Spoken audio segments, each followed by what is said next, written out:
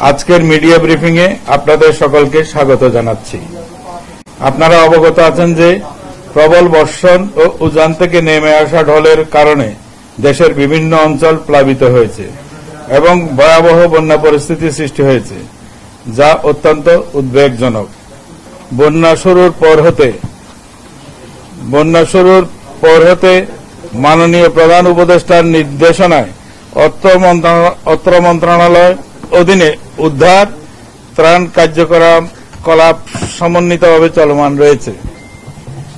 বন্যার ভয়াবহতা বিবেচনায় দেশের সর্বস্তরের মানুষের পাশাপাশি সশস্ত্র বাহিনী সহ বিভিন্ন সরকারি বেসরকারি সংস্থা ও ছাত্র জনতা বন্যার্তদের উদ্ধার, ত্রাণ তৎপরতা ও চিকিৎসা সেবা প্রদানে নিরলস কাজ করছে।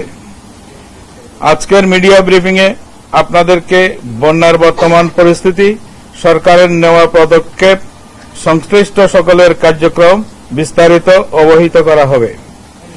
মিডিয়া ব্রিফিং এর দুর্যোগ ব্যবস্থাপনা ও ত্রাণ মন্ত্রণালয়ের প্রতিনিধি এবং পর্যায়ক্রমে বৈষম্য বিরোধী ছাত্র আন্দোলন, এনজিও এবং সশস্ত্র বাহিনী বিভাগের প্রতিনিধি বন্যা পরিস্থিতি নিয়ে বক্তব্য প্রদান করবেন। পরবর্তীতে বন্যা দুর্গত এলাকায় স্থানীয় সংবাদ প্রতিনিধির মাধ্যমে সরাসরি কথোপকথন ও সর্বশেষ প্রশ্নোত্তর পর্ব থাকবে। সরকার সবাইকে সমন্বিত করে বন্যা ত্রাণের কাজ করছে। যে স্থান থেকে পানি নেমে যাচ্ছে সেই সমস্ত জায়গায় যাতে ত্রাণ পরিবহনের ব্যবস্থা করা যায় সেই উদ্যোগ গ্রহণ করেছে এবং অনেক ক্ষেত্রে যেখানে আরো দুর্গম এলাকা সেখানে সেনাবাহিনী এবং অন্যান্য বাহিনীরা হেলিকপ্টারের মাধ্যমে ত্রাণ পৌঁছাচ্ছে।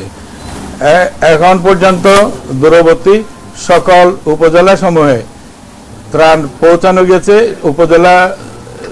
উপজেলা স্তরে ত্রাণ মজুত করা গেছে এবং চিকিৎসা সেবা নিশ্চিত করা করছে। ক্রমান্বয়ে সমস্ত বিষয়গুলি ধারাবাহিকভাবে আসছে।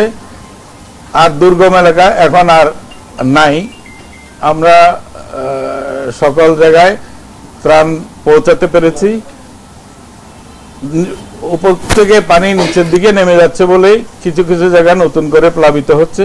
সেই সমস্ত জায়গাতে সব রানিং পানি খুব দ্রুত নেমে যাবে বলে আমরা আশা করছি এবং ত্রাণ কার্যক্রম সুষ্ঠুভাবে আমরা সম্পন্ন করতে পারবো। সকল জনগণের এই যে স্বেচ্ছাসেবা আর মানুষের উদ্যম এই সমস্ত কিছু আমাদেরকে শক্তি যোগাচ্ছে। সবাইকে ধন্যবাদ।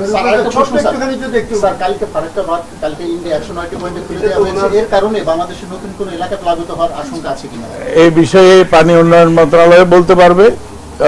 এখনো পর্যন্ত আমাদের যা জানা আছে এই ধরনের নতুন কোন এলাকা এখনো প্লাবিত হয়নি।